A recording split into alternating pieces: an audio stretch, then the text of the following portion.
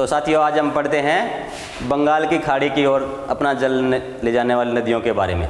कल हमने पढ़ा था अपने राजस्थान का आंतरिक अपवाह तंत्र। जो अपवाह तंत्र की दृष्टि से हम देखें तो आंतरिक अपवाह तंत्र सबसे बड़ा है, यानी 60% हिस्सा जो है आंतरिक अपवाह तंत्र के अंतर्गत आता है। और आज देखते हैं बंगाल की खाड़ी का अपवाह तंत्र। बंगाल की खाड़ी का जो अपवाह तंत्र है वो यानी राजस्थान के कुल अपवाह तंत्र का जो है वो लगभग 23-24% है। ठीक है, 23-24%। ठीक है, तो यानी ये कौन सी नदियां हैं जो इस क्षेत्र में अपना पानी ले जाती हैं, तो उनमें सबसे प्रमुख और सबसे जो महत्वपूर्ण नदी है वह चंबल नदी है। ठीक है, कौन सी नदी के बारे में पढ़ेंगे हमें? चंबल नदी के बारे में। चंबल नदी। ठीक है, तो देखते हैं कि चंबल नदी जो है राजस्थान में कौन से क्षेत्र में किस प्रकार बहती है और कहाँ तक अपना पानी जो है वो ले जाती है। तो कुछ देखते हैं हमें पहले तो इसके कुछ उपनाम हैं। चंबल के उपनाम एक तो है राजस्थान की कामधेनु जिसे हम कहते हैं कामधेनु, एक कहते हैं चरमवती नदी या चरमावती। ठीक है, तो यानी दो मुख्य नामों से जानी जाती है, राजस्थान की कामधेनु और चरमवती, या हम कहें नित्यवाहिनी। नित्यवाहिनी, तो ये इसके निकनेम है, कुछ उपनाम हैं। ठीक है, नित्यवाहिनी का मतलब हमेशा बहने वाले, यानी इसमें पानी जो है हमेशा बहता रहता है। अब देखते हैं कि ये कहाँ से आती है, इसका उद्गम स्थल क्या है, कौन सा है उद्गम। इसका उद्गम जो है वो मध्य प्रदेश में। ठीक है, जन्नापाव पहाड़ी उद्गम हो गया, जन्नापाव पहाड़ी।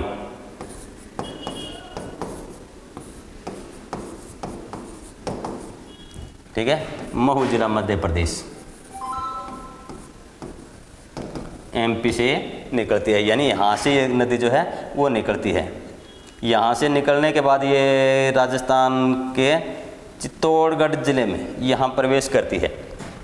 ठीक है, तो जब चित्तौड़गढ़ ज़िले में प्रवेश करती है तो ये जो स्थान है, ठीक है, जहाँ प्रवेश करती है, ये स्थान का नाम है चौरासीगढ़। ठीक है, चित्तौड़गढ़ ज़िले में है। और इसी स्थान के ऊपर, ठीक है, यानी चौरासीगढ़ स्थान जो है ये अपने चित्तौड़गढ़ ज़िले में। यहाँ पर क्या है कि चंबल नदी जो है एक राजस्थान में हम कहेंगे सबसे ऊंचा जलप्रपात का निर्माण करती है। राजस्थान में सबसे ऊंचा जलप्रपात कौन सा है? चूलिया जलप्रपात। ठीक है, तो यही वो जलप्रपात है, यानी राजस्थान का सबसे ऊंचा यानी चूलिया जलप्रपात।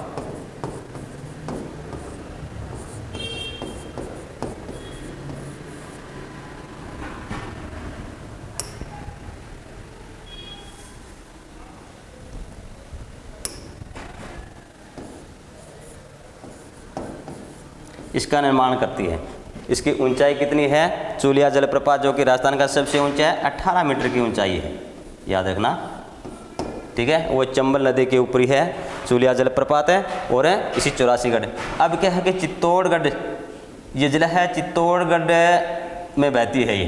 ठीक है, अब चित्तौड़गढ़ से आगे कौन सा जिला आता है? पहला चित्तौड़गढ़ आएगा, दूसरा जो जिला है, ठीक है, चित्तौड़गढ़ के बाद, ठीक है, ये अपना कोट्टा, इधर ये बूंदी है। ठीक है, इन दोनों के समय कभी कोट्टा कभी बूंदी, कभी कोट्टा कभी बूंदी होती हुई यहाँ तक ये चली जाती है। अब ये सीमा आ गई एमपी की इधर। ठीक है, तो इस प्रकार ये नदी है, चित्तौड़गढ़ में इसने प्रवेश किया, कोट्टा बूंदी की सीमा से होती हुई और राजस्थान और मध्य प्रदेश की सीमा तक पहुँच जाती है। तो साथ साथ में इसके बहाव के जिलों का भी लिख लेना। ये चित्तौड़गढ़ जिला है आपका। ठीक है, इधर ये कोट्टा जिला आ गया आपका, इधर ये 12 जिला आ गया, सॉरी बूंदी। ठीक है, और बूंदी जिले के बाद यहाँ पर ये आपका गया करौली जिला। ठीक है, इन जिलों में ये बहती है। अब क्या है, इसके आगे राजस्थान की जो ये सीमा बनाती है, ठीक है, राजस्थान और मध्य प्रदेश की, इधर आपका करौली सवाई माधोपुर होती हुई ये धौलपुर होती हुई आगे यूपी में चली जाती है, ठीक है। अब देखते हैं कि ये नदी जो है क्यों महत्वपूर्ण है, इसके ऊपर कौन कौन से बांध बनाए हुए हैं या कौन कौन से जो क्षेत्र हैं वो विकसित हैं यहाँ पर। तो सबसे पहले हम देखते हैं ये मध्य प्रदेश के अंदर चंबल नदी में मध्य प्रदेश जो है वहाँ पर एक बांध बना हुआ है, यानी चंबल नदी का सबसे बड़ा बांध, ठीक है, चंबल पर बना हुआ सबसे बड़ा बांध।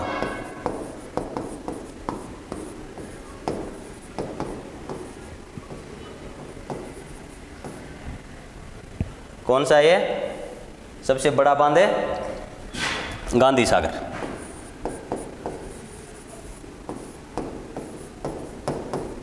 गांधी सागर, यानी पूछा जाए कि चंबल पर बना हुआ सबसे बड़ा बांध कौन सा है, गांधी सागर कौन से राज्य में है? मध्य प्रदेश में। और ज़िले की अगर बात करें मध्य प्रदेश का तो मंदसौर है, ठीक है, मध्य प्रदेश के मंदसौर ज़िले में गांधी सागर जो बांध है वह निर्मित किया गया है। इसके बाद जैसे ही ये 84गढ़ में यहाँ प्रवेश करती है, चूलिया जलप्रपात का निर्माण करती है, ठीक है, उसके बाद क्या है, यहाँ पर एक अपने राजस्थान में बांध बनाया हुआ है, ठीक है, राजस्थान में ये जो बांध बनाया हुआ है चित्तौड़गढ़ जिले में, ठीक है, इसका नाम है राणा प्रताप सागर।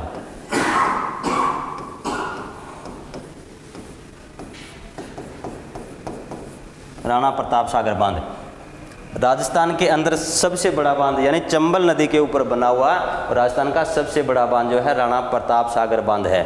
दूसरी इसकी विशेषता है राणा प्रताप सागर की कि जल भराव की दृष्टि से देखें तो राजस्थान का सबसे बड़ा बांध जल भराव की दृष्टि से राणा प्रताप सागर बांध है।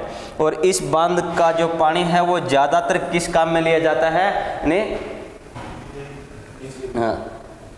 किस काम में लिया जाता है कि यहाँ पर रावत बाटा है, ये रावत बाटा क्षेत्र है, तो यहाँ पर जो बिजली यानी विद्युत उत्पादन किया जाता है, ज़्यादातर पानी उसी के काम में इसको लिया जाता है, ठीक है। अब क्या है, यहाँ से थोड़ा आगे चलने के बाद है इसके ऊपर और भी बांध बनाए हुए हैं, ठीक है। अब जाती है ये आगे कोटा। अब कोटा ज़िले में यहाँ पर कोटा के अंदर ही, यानी कोटा ज़िले में ही यहाँ एक बांध और बनाया हुआ है इसके ऊपर, ठीक है। उस बांध का नाम है, अपने देश के जो प्रथम प्रधानमंत्री थे उनके नाम पर इसका नाम है रखा हुआ है, जवाहर सागर।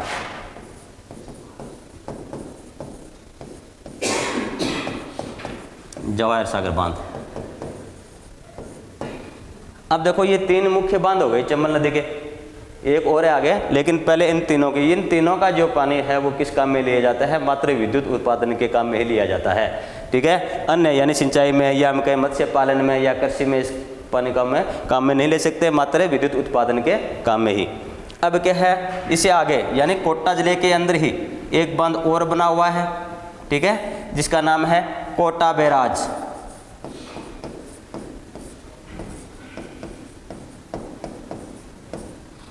अब ये जो कोटा बैराज जो आपका, तो इसका पानी जो है वो यानी हम सिंचाई के लिए काम में ले सकते हैं, पेयजल के रूप में भी काम में ले सकते हैं, मत्स्य के लिए भी काम में ले सकते हैं, लेकिन विद्युत उत्पादन में काम में नहीं लिया जा सकता।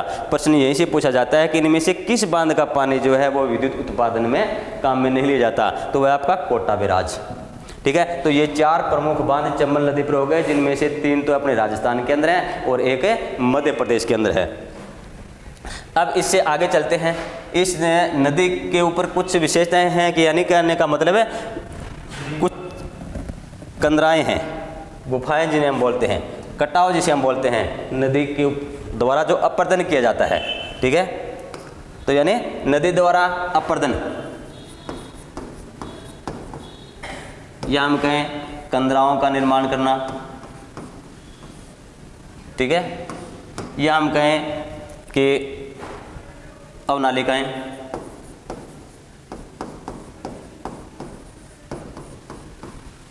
अब ये नदी जो है वो कुछ क्षेत्रों में अवनालिकाओं का निर्माण करती है, यानी मिट्टी का कटाव करती है। इससे क्या है कि वहाँ पर बड़ी बड़ी गुफाएं तैयार हो जाती हैं, मिट्टी का कटाव जो है वह शुरू हो जाता है, और वो शुरू होता है अपने सवाई माधोपुर से आगे। कुछ क्षेत्र जो है वो करौली में आ जाता है इसका, यहाँ पर, ठीक है, कुछ क्षेत्र तो करौली में, फिर सवाई माधोपुर क्षेत्र को छोड़ करके फिर आगे क्या है, ये अपना आ गया धौलपुर जिला, ठीक है। तो यहाँ पर ये कंदराओं का निर्माण करते हैं। आप कहोगे सर इसमें क्यों नहीं किया जाता है, ठीक है, सवाई माधोपुर में, क्योंकि सवाई माधोपुर जो है संपूर्ण मैदानी क्षेत्र है। और यहीं से अगर प्रश्न ये भी पूछा जा सकता है कि चंबल नदी राजस्थान में मैदानी भाग में कहाँ प्रवेश करती है, तो मैदानी भाग सवाई माधोपुर का ये है। मैदानी भाग होने के कारण यहाँ पर कंदराएँ जो हैं कम है। और ये जो क्षेत्र है यहाँ पर कुछ छोटी मोटी पहाड़ियाँ होने के कारण क्या है कि नदी का रास्ता जो है वो घुमावदार है, ठीक है। तो यहाँ पर ये कंदराओं का निर्माण करती है। और हम बात करें कि करौली का जो क्षेत्र है, अगर सबसे ज़्यादा कंदराओं की हम बात करें कि सबसे ज़्यादा कंदराएँ जो हैं वो धौलपुर के अंदर है, यानी सबसे ज़्यादा जो कटाव है धौलपुर के अंदर होता है, ठीक है। लेकिन बड़े कटावों की अगर हम बात करें कि ज़्यादा बड़े कटाव यानी जहाँ कटाव किया जाता है, तो बड़े कटाव जो है वो करौली के अंदर होता है, ठीक है। और बड़े कटावों के कारण क्या है कि हम बड़ी बड़ी गुफाएँ या हम कहेंगे ज़्यादा कटाव के कारण यहाँ पर कंदराओं का निर्माण होता है। और ये कंदराएँ जो हैं वो किन के लिए, डाकुओं के लिए, ये स्थान जो है डाकुओं के लिए ज़्यादा प्रसिद्ध होने के कारण ही इसको डांग की रानी कहते हैं, ठीक है। याद रखना कि डांग की रानी के क्षेत्र को कहते हैं करौली को, ठीक है। और सबसे ज़्यादा कंदराएँ हम कहें या सबसे ज़्यादा मिट्टी का जो चंबल नदी का कटाव जो क्षेत्र है वह धौलपुर के अंदर होता है। और सवाई माधोपुर जो है वह मैदानी क्षेत्र है, ठीक है। अब इसकी हमें चर्चा करें कि इनमें अन्य जो नदियाँ हैं या छोटी छोटी जो नदियां हैं आकर के इसमें मिलती हैं, वह भी अपना जो जल है वो इसके अंदर उड़ेल देती हैं, ठीक है। तो उनमें सबसे प्रमुख नदी जो है वह आपकी बनास नदी है, ठीक है।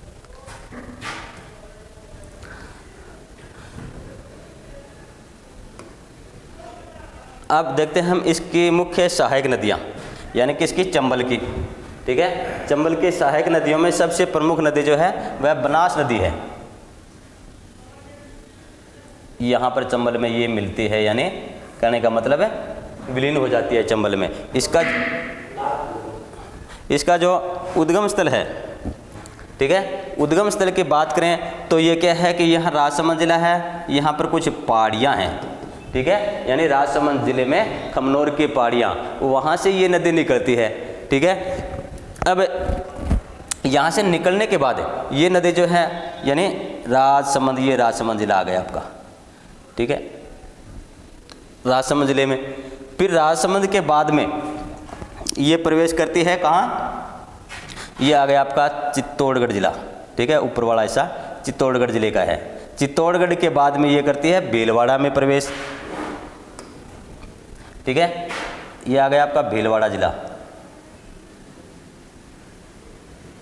ठीक है। भीलवाड़ा जिले के बाद ये आती है आपका कुछ अजमेर का हिस्सा आ जाता है इसमें, यहाँ पर अजमेर का हिस्सा आ जाता है। अजमेर के बाद ये टोंक में जाती है, ठीक है, और टोंक के बाद जो है ये आगे अपने सवाई माधोपुर में चली जाती है, ठीक है। ये सवाई माधोपुर आ गया। सवाई माधोपुर में ये रामेश्वर नामक स्थान पर चंबल के अंदर विलीन हो जाती है। कौन सा स्थान है, रामेश्वर, यहाँ ये विलीन हो जाते हैं, यानी ये त्रिवेणी संगम है यहाँ पर।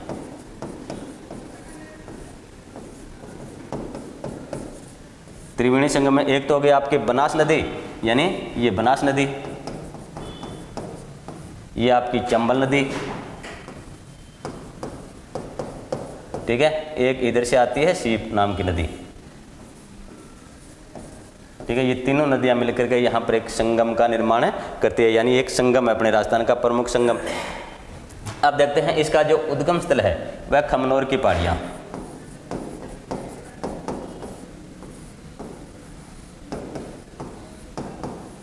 ठीक है। जिला कौन सा है, राजसमंद,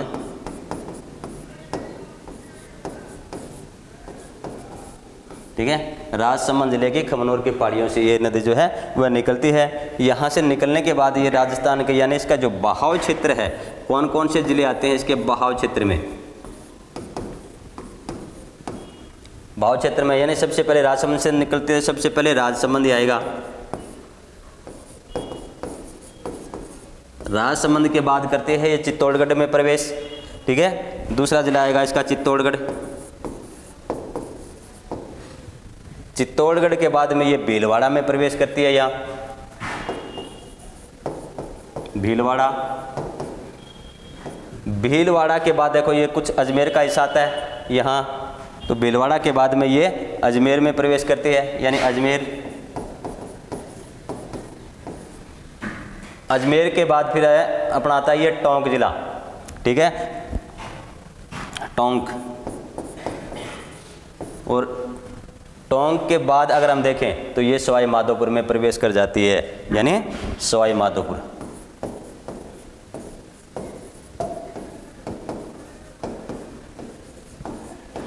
अब देखो जो अपना ये टोंक है, टोंक जिले में इसी नदी पर, ठीक है, किस नदी पर है, बनास नदी पर है। टोंक जिले के अंदर यहाँ पर एक बांध बना हुआ है, ठीक है, टोंक जिले में बांध बना हुआ है। और हम कहें कि पेयजल की दृष्टि से हम देखें तो राजस्थान का सबसे बड़ा बांध माना जाता है, जिसे हम कहते हैं कि टोंक जिले की जीवन रेखा ही मानते हैं, या हम कहें कि टोंक जिले को जल की आपूर्ति जो है इसी बांध से की जाती है। तो उस बांध का क्या नाम है, बिशलपुर, याद रखना, बिशलपुर बांध।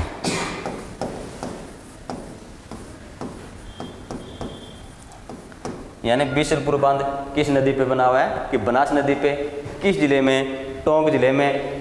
टोंक जिले को यानी पेयजल आपूर्ति कहाँ से होती है, बिशलपुर बांध से होती है, ठीक है। तो ये अपने यानी कि चंबल की जो सहायक नदी है, बनास जो एक प्रमुख नदी है, ठीक है। और यहीं से क्या है कि अब आगे ये अपना जल जो है वो यमुना नदी से होती हुई आगे बंगाल की खाड़ी तक ले जाती है, ठीक। Thank for you.